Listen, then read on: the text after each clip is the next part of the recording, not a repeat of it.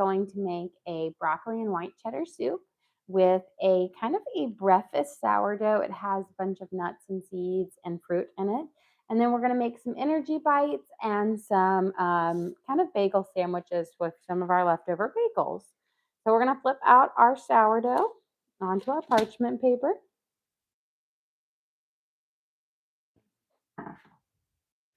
Give it a nice kind of dusting here. And then I'm going to do my crisscross on here, but I kind of got to saw through some of these nuts and seeds for it on there. I'm going to go just another again, make sure I get all the way through. It's so full of it. We have pecans, walnuts, pumpkin seeds, cherries or dried cherries, dried craisins, and dried blueberries. So lots of different nuts and seeds in there. We're going to pop it in our nice hot Dutch oven here.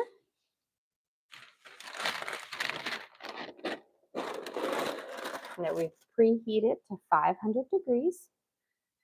Put our lid on, and then we're going to bake this at 500 degrees for 20 minutes with the lid on, and then we'll take the lid off and we'll bake it for about 20 minutes at 450. So we'll slide this guy in there. Set my timer for 20. And we can start working on our soup, and then we can work on our energy bites and finish off with our sandwiches while our bread bakes up, which is going to be a delicious bread for this, but it's actually a really great breakfast bread. I really love it because you toast it up, put a little bit of butter on it, but it has so many nuts and fruits in it. It's really filling for it. Let's start with our onions here. We're going to dice up our onion and we're going to have it start to saute.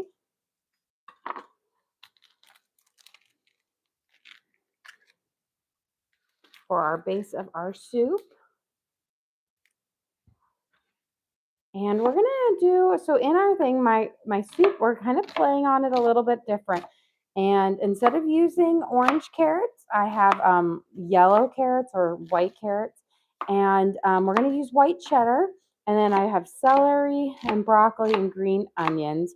So we're kind of keeping with, you know, a white and green kind of color to the soup, but having a lot of the same flavors on it, but giving it a kind of a very different visual look than your classic white and like broccoli and cheese soup. And I really want my soup to be a little bit lighter, not as thick as most broccoli and cheddar soups are. We're going to add in a little bit of olive oil, which I forgot to set up. Imagine that. So let me grab my olive oil and we'll put it in our little pot here. Just about, you know, a half a tablespoon or so. You don't need a whole lot, just enough to kind of cover the bottom of your Dutch oven. And then we're going to get our onions in here and we'll have them start to saute up. And then we're going to mince up some garlic to throw in there in just a second. Let me grab a spoon to give this a nice stir. I'm going to coat this up. And let those start to saute. So I went to my store and they were all out of my regular garlic. So I'm gonna do just, you know, one clove now, but I think I'm gonna actually peel all of my garlic up at one time, just devote one time today to peel them all up so it's prepped for the whole week. Because fresh garlic is a lot better than the jarlic, but it is such a pain to peel and deal with. But for the soup, I'm definitely want to use it. So we're going to kind of take off the top and the bottom here. And this is going to allow me to peel it a little bit faster than just peeling that part by hand. So I've got most of that wrapper off, which is nice.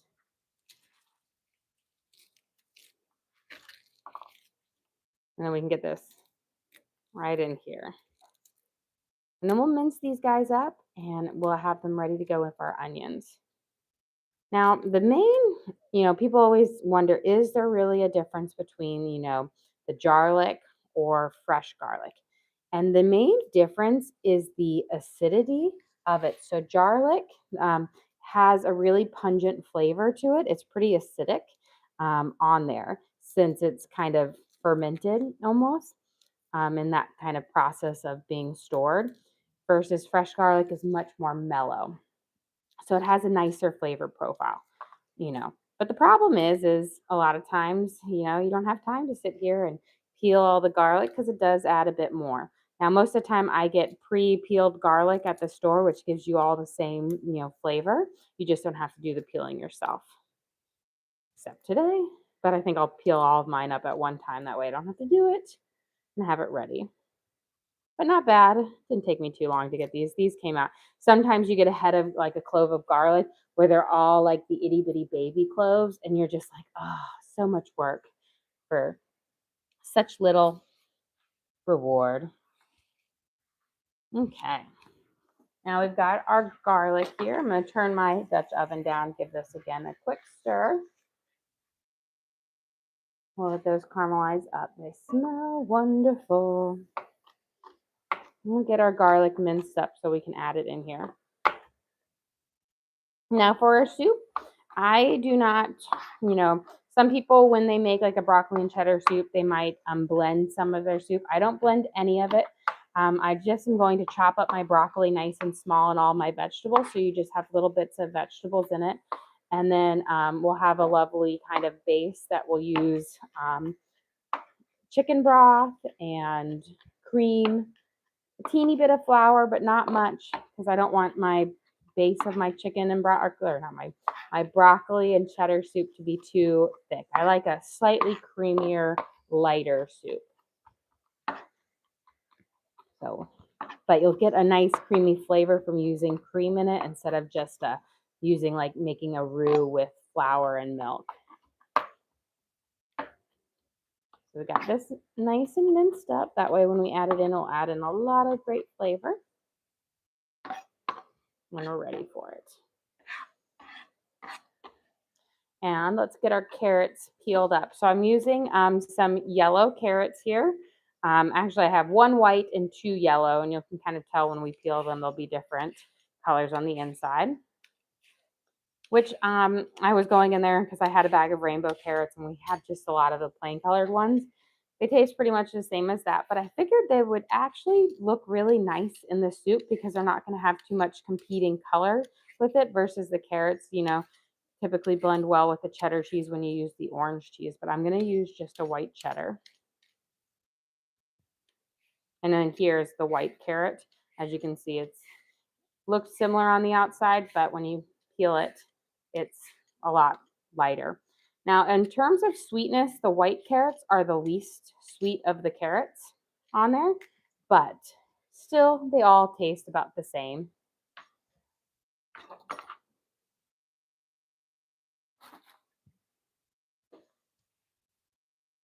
We'll get these guys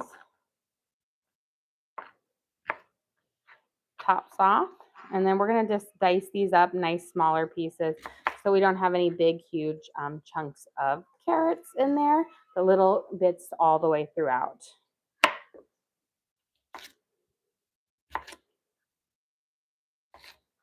And we'll get our onions or our garlic in here in just a second with our onions. Let that toast up before we throw in our carrots.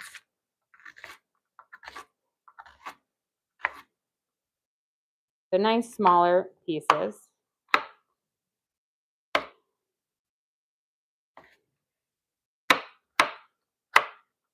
Yeah. And you can definitely use regular carrots for it, but I was just going through and I was grabbing and I was like, you know what? It might be fun just to keep all of it more muted since I'm using a sharp white cheddar than the traditional like creamier, mild cheddar. Because most of the time people, when they do a broccoli and cheese soup or broccoli and cheddar soup, a lot of times they'll use like either a Velveeta or American cheese or very, very mild cheddar, which is creamier. But I really like that kind of those sharper tones of a cheddar cheese and that flavor profile. Now, it doesn't necessarily melt quite as nice and smoothly, but as long as you incorporate it in and smooth it out, it will mix in well. There we go. And as long as you use also freshly grated, you won't have any of that powdery anti-caking agent on it, which can cause your soup to be a bit more gritty. So we're going to let our garlic toast up here for a second. I'll move my carrots to the side. And we're going to dice up some celery for our soup as well. I'm going to kind of cut them down the middle. So again, we have smaller pieces to our celery. I'm going to leave the leaves on for these. For most of them, unless I have any little dried out parts, then sometimes your tips of your celery that have already been broken off dry out. I like to always cut those off because those are a bit fibrous and not as nice. But again, cut them down so you have smaller pieces. And then we will dice these up. Again, I just don't want any really big pieces of celery.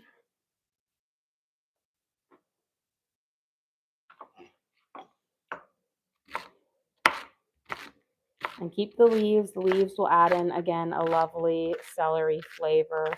It's a bit more mild than just the celery stalk, but still lovely.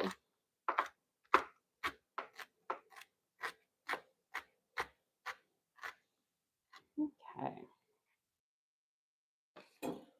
Give this a nice toss, and then we're going to add in our carrots, and we'll let those saute for a minute. Kind of coat them up for this. And let them get a little bit before we add in our celery. And then we'll chop up our broccoli. Jumping out. Push all of those little herbs down on the side for it. Okay, let's get our celery in here. So essentially we have a mirepoix now, which is kind of just sauteed up, onions, carrots, and celery. And these are very aromatic vegetables, which will really bring a great depth and flavor to the base of our soup.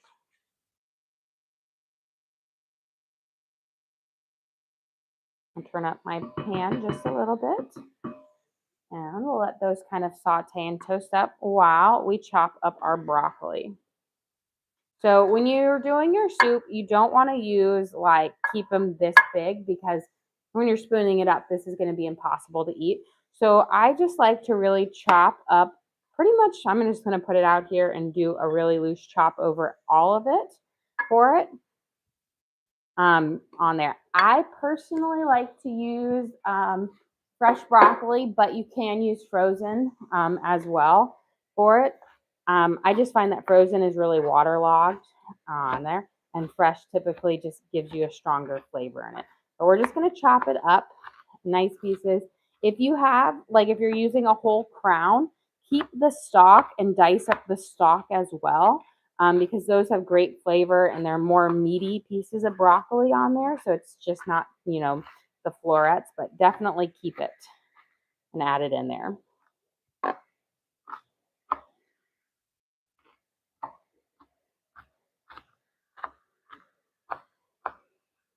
Okay.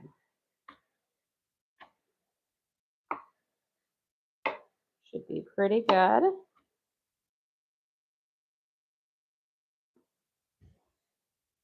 And before we add in our broccoli, I'm going to add in some of our herbs to kind of toast up on our direct heat first.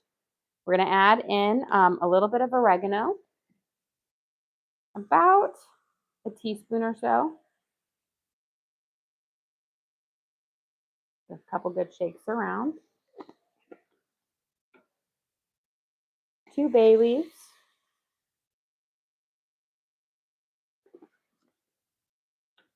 Just a light shake of garlic salt. about a half a teaspoon, and about a half a teaspoon of black pepper. Okay, more pepper ran out yesterday. If I can open it, there we go.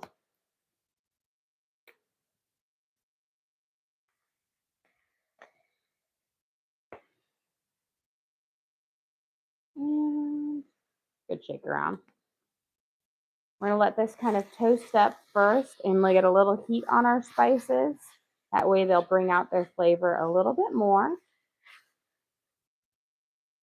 And then we're gonna add our broccoli in and we'll let that saute for just a minute.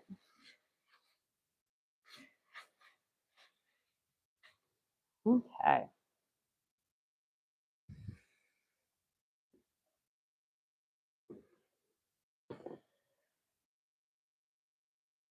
And toss our broccoli in. And then get all of your little bits of, little teeny tiny floret pieces. Just sweep all of those in as well because those will be wonderful in the broth or the soup base as well. We'll give this a nice toss and kind of coat up those pieces. Let that broccoli get a little bit of that saute as well.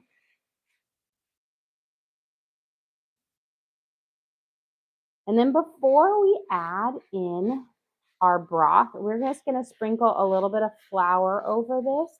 That way it will thicken up and be a little bit thicker. I don't want it to be super thick because, again, I don't want a really thick gelatinous kind of broccoli and cheddar soup, but more a stew like. So a little bit thinner than there. So I'm going to just take a little bit of flour and sprinkle it over the top. I'm going to start with about a tablespoon, do a light dusting. We'll mix it up, and then I'll probably do a little bit more after that. Use about, 2 or so tablespoons, but we're going to coat it up first before we add any more. Because I just want to make sure to kind of completely coat all of those vegetables with it.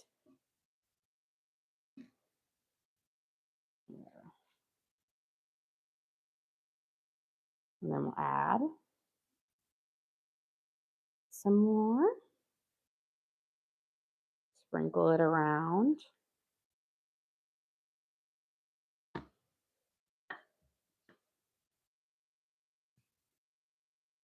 And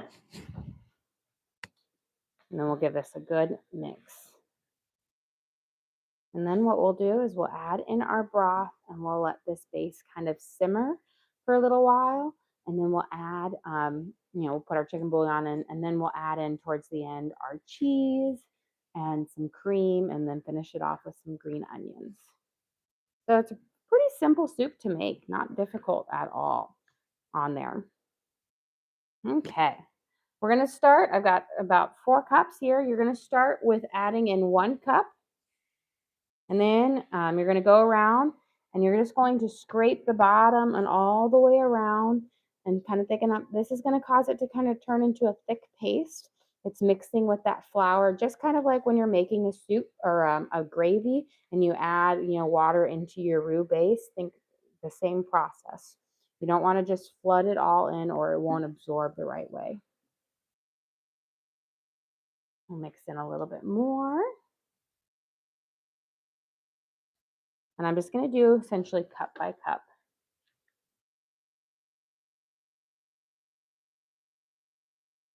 And push all, mix around.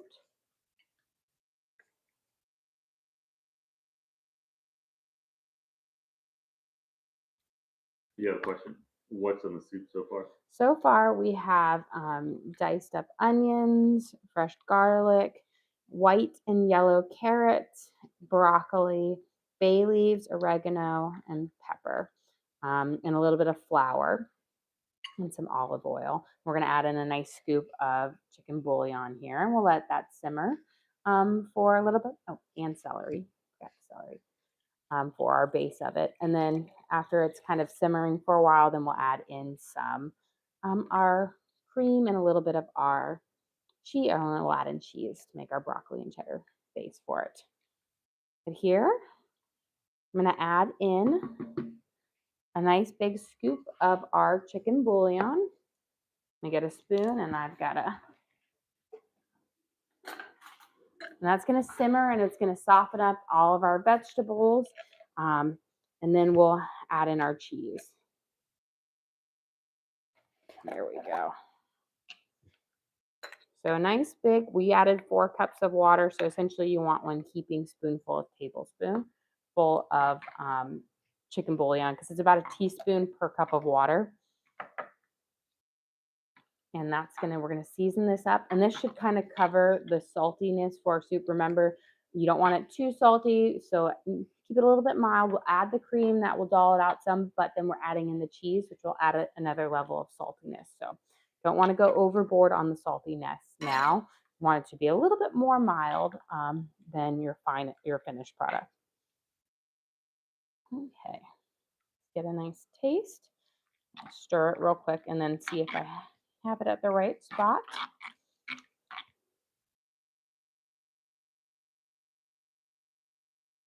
Good. And we'll let that simmer. And while that's simmering, we still have to grate our cheese, but we'll do that in a little bit. Let's start on our little bites. I'm going to wash my hands because I've got some garlic and onion on them. We'll start on our bites, but it looks like our lid is about to come off of our sourdough, so we'll head over there because it's about 2 seconds out.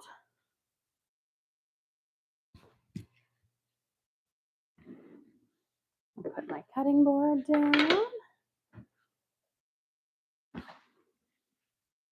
So we've had it baking at 500 for 20 minutes with the lid on. And now we're going to bake it once we take the lid off, or we're going to bake it at 450 for 20 minutes. So here it's full of our seeds and our dried fruit. And we're going to bake it on there. And the top is kind of weighed down right now because of all those things, but it will puff up more now that we have the lid off on there. We're going to bring our temperature down to 450. And then we'll set our timer for 20 minutes. And if you do the Dutch oven method when you're making sourdough, you don't have to use water in your oven or spray your loaves down. That's only if you're going to do the open baking method. The sourdough in the Dutch oven, that lid steam keeps the natural moisture of the sourdough in the bread. So you don't have to do any of that fancy stuff. Makes it a little bit easier. Okay. Let's get our little energy bites going. My oldest daughter, she was like, you need to make more of them. They were so good, and they were gone by the middle. I think she kept one until Saturday, and she was like, I'm all out. So she needed more. And I was like, okay, we're going to start out with these with some dried dates. So the dates add like a sweetness factor. If you've ever had a dried date, they're really, really sweet. Can you go over real quick the inclusion for the sourdough? Yes. So when we laminated our sourdough out, we added in chopped walnuts, and pumpkin seeds, and then dried craisins, dried cherries, and dried blueberries. So we've got, 6 different things in there. We did it all through the lamination process, both on the folds on top, and then on top of the loaf, we have all the nuts and seeds in it as well. So it is kind of a fruit and nut and seed loaf. Delicious. So I've got in here about 8 dates on here, pitted without the little seed in there. Take that out because that's a little rock. That's going to be a part of our sweetness base. We're also going to use like a natural peanut butter and honey for them. They're both going to be our binders in it. But for these little nut and seed bars. And I also I finally got some sunflower seeds. So we'll add those in. Let's get some slivered almonds, which are kind of more of a healthier one, but a good kind of fiber part to it. This helps kind of dry out a little bit of our base. So a good kind of handful of that. When I'm making these, I just kind of go by the handful. And then when we're adding and pulsing, if I need more like sticky base, I'll add in honey or peanut butter for it. So they're always a little bit different every time, but the process of making it is fairly easy. We're going to add in, a good, and I will say my handfuls are between a fourth of a cup and a third of a cup of each ingredient. We've got our pumpkin seeds, our pistachios, and I'm using, mine are all just, I have, besides the pumpkin seeds and the slivered almonds, and then of course the pecans and the walnuts, the peanuts and the cashews and the pistachios are roasted, so they have a bit of salt on it, which actually works well because they add that little bit of salt that just enhances the flavor of the bar, of these little nut balls. We're going to add in a handful of walnuts, a handful of pecans, a handful of cashews,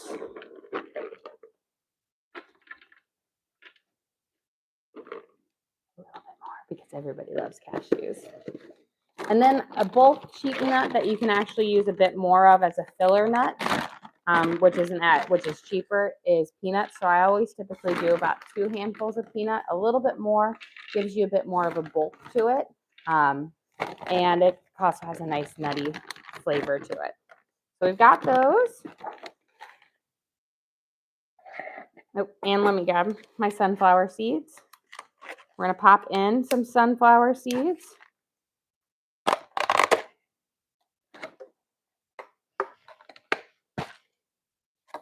going to make a sunflower seed sourdough soon. It's one of my favorites, but we're going to pop these in as well. And then I have some hemp seeds, flax seeds, and chia seeds. And we're going to put in some scoops of those as well. So those will all kind of bind together. Let me get a little scoop. But they add, like, when you put the honey and the peanut butter that would base to it, it just adds some great, just like holds together, but has a lot of good, healthy stuff in here. We're going to do 3 tablespoons of each. Chia seeds have really no flavor. Hemp seeds they have a nutty flavor and they give a nice little crunch to it. Ground flax seeds have kind of I want to say like an somewhat oaty flavor to it, for it. Like, and mix between an oat and a nut flavor for it. So we got 3 tablespoons of each. I keep these in my refrigerator so they stay fresh for a while. But I also put these in smoothies when I make them, so I always buy them like kind of big in bulk from Costco. We're going to put in our peanut butter. And then I'm going to put a little bit more nuts on top, but I'm going to mix it halfway through. That way I've got my sticky base in the middle. And then we're going to use up and put this is a crunchy peanut butter, but you can use a creamy one as well. I like to use an all natural peanut butter. Yo has a question for you. What's for dinner tonight? I actually have a plan for dinner tonight since we've kind of got a quick, we'll do an earlier dinner tonight. We'll start around 6:30 since we have late night sports tonight. So we're going to do spaghetti and meatballs, and then I'm going to do like cheesy bread pizzas essentially in our little mini kind of, like our little countertop pizza oven, and then a salad for dinner on there. So that's our plan. I think Torrin and Evie have both been asking for spaghetti and meatballs for a while, and I finally bought noodles. I was like, I don't have spaghetti noodles. I just don't have it. It's like the one noodle I don't have, but I finally have them. So I was like, oh, that will be a perfect meal because I can get that done pretty quick. We're going to add in a nice drizzle of honey around here. Again, this is going to make a lot of balls on there, so we'll add in a bit more when we get there. And then I'm just going to sprinkle a couple more peanuts on top. Again, these are my bulk nuts that kind of fill everything out. And then you have your bougier nuts, which you get a little nice flavor in it, but those are your more expensive nuts. I'm gonna give our soup a quick stir here and just turn it down, let it simmer. There we go. Just a nice little stir. And then we'll just simmer on like a nice medium low. We're gonna start by pulsing it on here.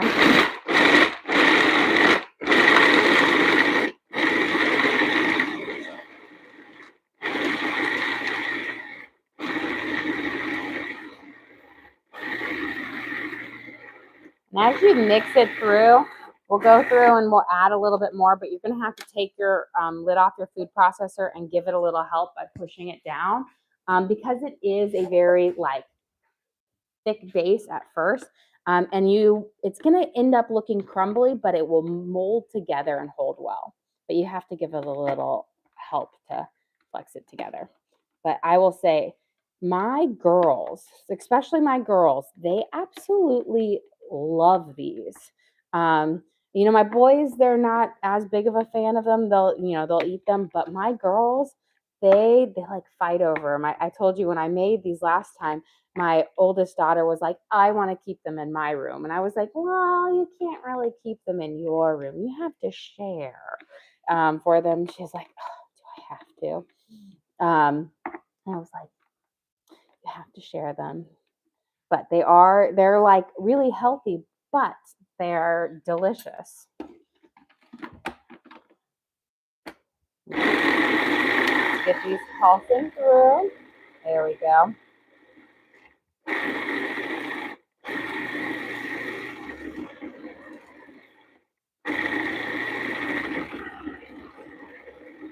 Now you're getting a good mix on it.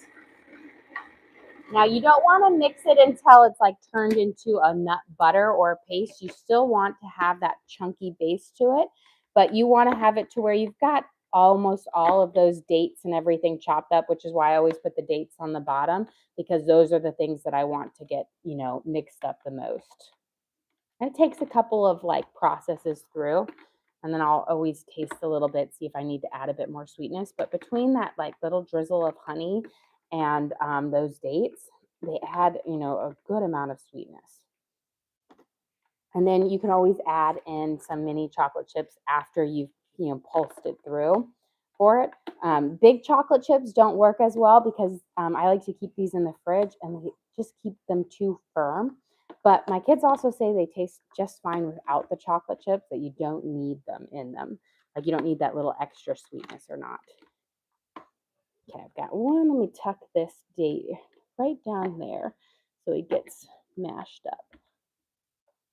Is there a pit in this one? No, those are just nuts inside it. Okay. Give us another chop a chop.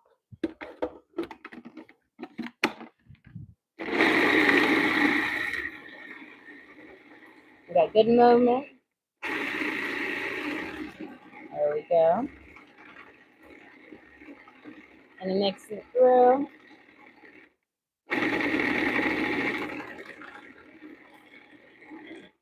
But as you see, when we look in here, you can see it's starting to kind of form together and hold its shape. The bottom especially is more and more of a base. But you don't want to mix it to where it's all creamy. I'm just going to mix it until I get some of these really big chunks up, and then we'll shape it up into the little balls. But we're almost there. Push down. Then you mix it around, but so delicious. And really, really filling, I will say, because again, you have all of those nuts, and then you have the hemp seed, the chia seed in there. So they're pretty dense and filling on top of that. But they're the perfect little sweet treat.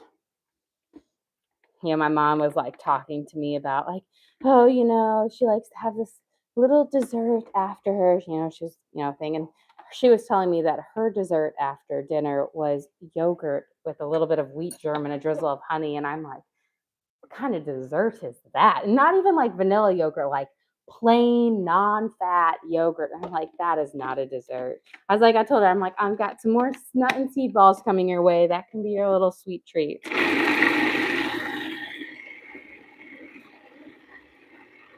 Got it mixed up here. We'll let it pulse one more time, and then we should be about ready to mix it up.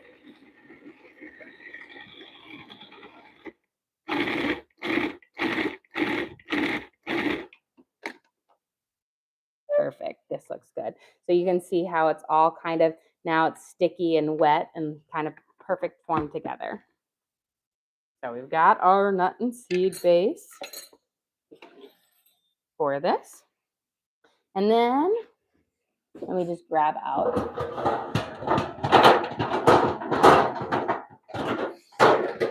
a little baking sheet that I can just roll them and set them on. And then we got to grate our cheese for our soup for this. But you're just going to grab a small, and you can honestly make them any size you want, but you just squeeze it together, roll it into a little ball, and then you put them on there. I like to keep them in the fridge because I think I like them when they're cold. I think they're a little bit, delicious, but and I think they'll stay longer when we refrigerate, but there's nothing in here that necessarily has to be refrigerated for a long term if you're going to eat them up within like 3 days for it. But, I just like them nice and cold. There we go. Now, you can always, if you wanted to add in little extra sweetness factor, you can add in some mini chocolate chips as well. But you'll get ones that have some nice bigger chunks of nuts in it. And that's like the nice thing about it is you're going to get some bigger chunks in here because you're not pulsing it so it's so small that you have little tiny, like, it's turned into a complete paste. You have texture to it. So, you've got that kind of nice, it's like almost, you're eating like a crunch bar or something like that. You could also probably just press these into like a cake pan and then cut them into bars, but I've always just done them into little balls. Get these. We'll roll out a few more. Then let's start grating our cheese. I'll give my hands a quick rinse and we'll grate our cheese and finish up our soup on here. But these are our nut and seed balls. They're made with crunchy natural peanut butter, dates, walnuts, pecans, peanuts, cashews, pistachios, almonds, sunflower seeds, pumpkin seeds, chia seeds, hemp seeds, and ground flaxseed, a little bit of honey. So lots of great stuff in there in every bite.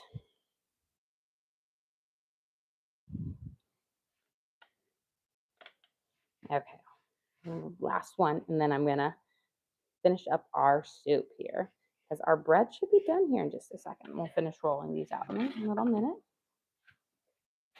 Yep, about 5 minutes left on there. So let's finish up this soup. And then we'll whip our sandwiches up together and have everything just about finished here. Okay, I'm giving this a nice stir. So we have our base. We have yet to add in our cheese and our cream for our broccoli and cheddar soup. Now, I don't add in a whole lot of cream, so it doesn't actually weigh it down too much. And I find a little bit of cream will go a long way in adding that nice rich flavor to it, but you don't need to put in like a huge amount. We're going to probably add like around 1/4 of a cup. I'm going to get some nice sharp cheddar cheese, some white sharp cheddar cheese, and we're going to grate it. I'm aiming to have about 2 cups to put in the soup. We'll mix it in, and then I like to see exactly how thick it is if I want to add a little bit more. Again, I don't like my broccoli and cheddar soup to be super thick on there, but you could definitely add more in there if you want. I will say freshly grated cheese is going to melt better in your soup than pre-grated. And that's simply because in order for like shredded cheese to ship well, they coat it in an anti-caking agent, which then it's a powder on your cheese that prevents it from melting, which then prevents it from melting when you're actually using it to cook with. Now you can always give it a quick rinse too, and that kind of gets most of it off as well. Here, almost. It should be a good amount to start with. So we'll mix in. We're going to start mixing in a little at a time. I try not to put it in any big chunks because I want it to kind of mix in smoothly. Keep your temperature of your soup down, kind of more of a lower temperature than a true strong boil, because again, you want it to kind of melt and meld into your base of your soup versus, like just forming a cheese ball in the middle of it. And then we're going to add in a little splash of cream as well. And I kind of add them a little splash at a time, a little cream, a little cheese, a little cream, a little cheese, but we're not adding too much. Just give it a good shake.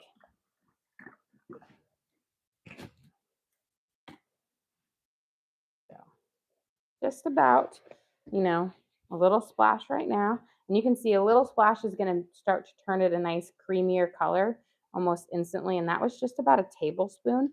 And then we'll add in a little bit more after our next round. I just don't want to add too much cream in because I don't want to change the temperature of our soup yet while we're adding in the cheese. But we're almost done with it. And then we'll whip up our sandwiches real quick and then we'll be ready to serve up. You have a question? What ingredients are in the soup so far? So far in the soup, we have onions, celery, both yellow and white carrots, broccoli, oregano, basil, and white cheddar, chicken bouillon with water, and bay leaves. So those are kind of all of our base ingredients in here, and a little bit of flour that we kind of coated the vegetables in before we added in our broth base for it to help thicken it out. But again, I don't want it to be a super thick soup. We'll add a splash of our cream again. Just a little bit can go a long way to add that nice flavor. And I like to use just a little bit of cream because milk can really water down your soup without giving much of that flavor to it. And so I'd rather use a lot less cream than try to use a whole bunch of milk.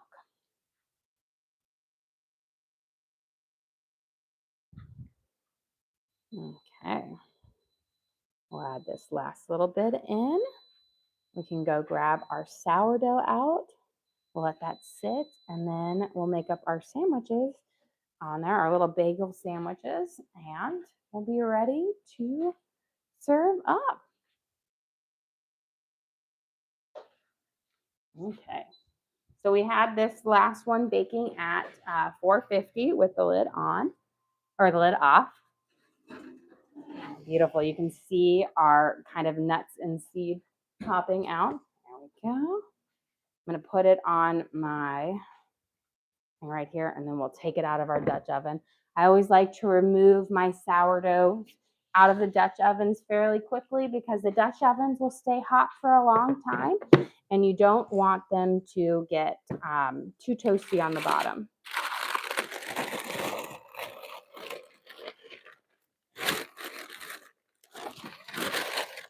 But here is our walnut pecan and pumpkin seed with dried cherries, blueberries, and craisins in there. We've got nice golden bottom on there and our kind of our score across for it. It's a great kind of little breakfast loaf in there. It's pretty hearty. During the lamination process, we filled it up with a lot of nuts, those nuts and seeds and the dried fruit. So in every bite, we get just a really great piece of nut and fruit here. Okay, let me get a nice little taste of our soup because I think it's just about ready. Just needs to sit just a little bit longer to finish melting all that cheese. Excellent. So we'll let that sit and melt. I'm gonna bring it down really, really low. Always once you put your cheese in, keep your soup at a pretty low simmer so you don't scald or burn any cheese at the bottom of your pan. Let's get our bagel, which is made.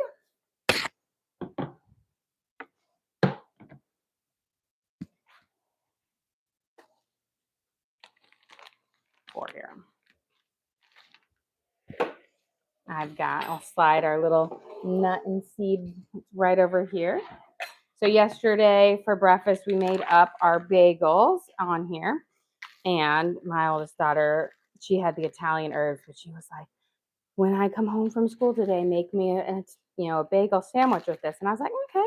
So I have this for her, and she's gonna, when she gets home in a little bit, she'll have her little sandwich here, or at least part of it. I'm gonna toast up the inside of it. These are our sourdough bagels. I'll just cut them in half, flip them over on our griddle, toast them up. And then we're gonna make a little cream cheese and sun-dried tomatoes spread, put them on, and then we're gonna have smoked mozzarella and pastrami in it. So delicious on there for it. Let me grab a knife so we can cut our bagel in half on it. But these are the last of the bagels. They're all gone. They were so good yesterday. But you can see you've got that nice, beautiful crumb inside with the sourdough. So we'll let them toast up right on here for it. And then we'll be ready to serve up. Once we get this made, I've got to finish up. We'll cut up and add our green onions to our soup. Here.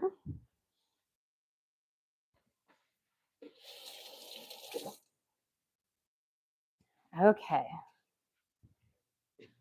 Let me grab a little bowl and a spoon for our cream cheese kind of spread to go inside, because like I said yesterday when we were making our things, I like to, instead of buying a bunch of different flavored cream cheeses, I just always make my own cream cheese. I always have my base, so yes, you can always do a plain cream cheese, but you can add a bunch of different things to make it bougie and have a bunch of flavor.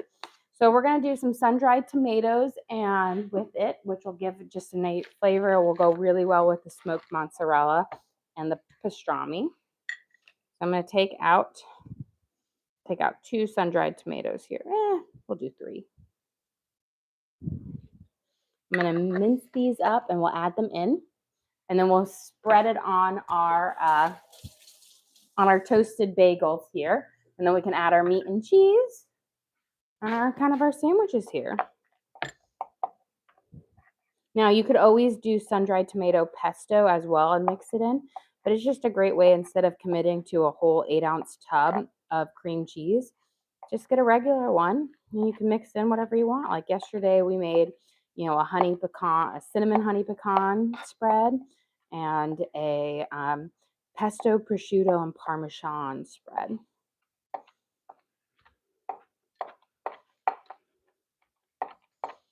So we've got these kind of minced up, and then I'm just going to add it in here, and this is going to just add that nice little flavor of the sun-dried tomatoes, which have a really intense tomato flavor to it, and that cream cheese will actually mellow it out some.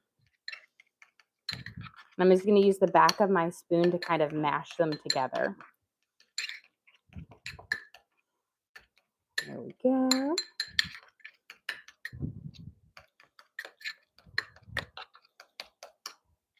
Perfect.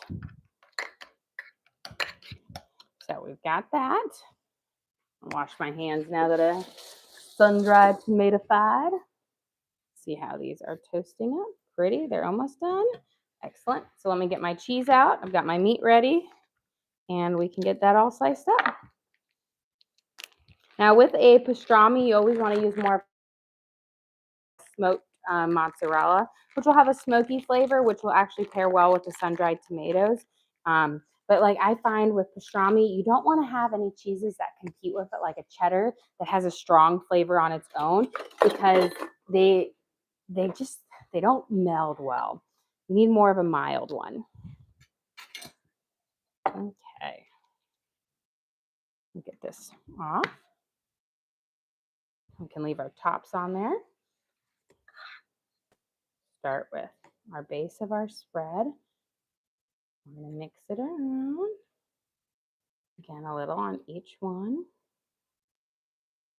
And then we're going to add our smoked mozzarella cheese.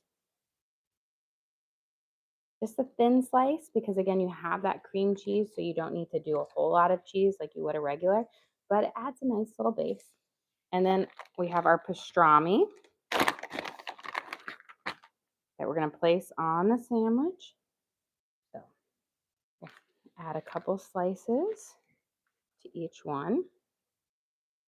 Beautiful. Yeah. I have a question. Where do you get the cheese slicer? This cheese slicer is actually from Europe, from Germany. My mom picked it up in her travels there when she was been visiting family several years ago. I actually love it. It's my favorite cheese slicer on there. So it's just one of those random ones that you get. And I will tell you, I am a crazy person that has an exceptional number of cheese slicers. And when I say an exceptional number, I have like 7 or 8. I have a moose shaped one because I don't know why. We need lots of cheese slices.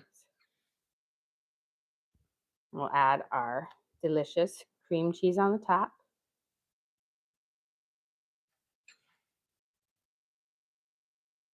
Beautiful. And we've got our little bagel sandwiches here that we can now just chop down the middle. Look at that. Delicious. Okay, let me grab our green onions. We'll chop them in, add them off. They'll grate a few more pieces of cheddar cheese to chop off or to top off our salad, our soup with. And then we can serve up our lunch. I always like to add, so we have onions in our soup, but I love to add green onions at the very end because they add a really nice fresh onion flavor to the soup. But what type of soup? So this is a white cheddar and broccoli soup.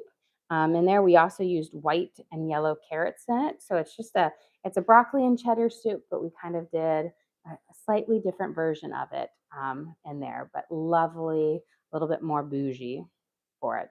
But let's get our plate out. I'm going to grab a little bit of my shredded cheese here, and then we're going to serve up. There we go.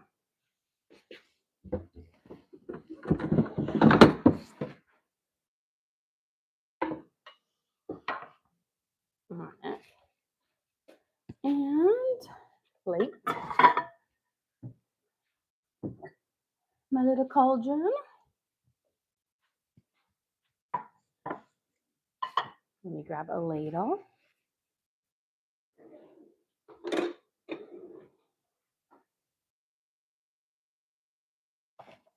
I'll slide this and put the first batch that we whipped up right over here. So I have it. And you know what? Before we do this, I feel like it's had about 5 minutes. I think we can cut in if you guys want to see the inside of our sourdough. Let me just make sure. Yep, let me turn off all of my burners here. But this is my seeded walnut, pecan, dried cherries, dried cranberries, dried blueberries loaf. But look at all of those nuts and fruits in there. This is a great breakfast loaf to have. Nice, hearty, and filling. You slice it up, toast it, a little bit of butter on there. But let's get ready to serve up our lunch now. So for lunch today, we have our bagel sandwiches made on our homemade sourdough everything bagels. We made a sun-dried tomato cream cheese spread with pastrami and smoked mozzarella. And we're going to serve that with our white cheddar and broccoli soup. We used white and yellow carrots in here, celery, onions, broccoli, and then some nice sharp white cheddar to make our soup. It's creamy, but not overly heavy and delicious. We're going to top it with, again, a little bit of our white cheddar cheese and some of our green onions to add a nice little fresh onion flavor to it. And then again, for a sweet little treat at the end, we have our little energy bites that are full of cashews, peanuts, walnuts, pecans, pumpkin seeds, sunflower seeds, hemp seeds, chia seeds, flax seeds, dates, honey, and peanut butter. So they are healthy and delicious. Well, guys, thank you so much for joining us here. Don't forget to like and subscribe. I try to do live cooking shows every single day, kind of show you what we're making for our family and hopefully teach you guys something along the way. Again, we do upload all of our videos to the link on our page. So if you ever want to recreate any of these recipes at home, you can just go to our page and search for what we make, our white broccoli and cheddar soup, and our little energy bites. And you can always watch and cook along with me again. We also have a link to our Amazon storefront that has all of our different cooking gear and gadgets in it. I've got my pots, my pans, all of my sourdough stuff, everything I kind of use in the kitchen I have in there for you guys to check out. But again, thank you so much for joining us here. Don't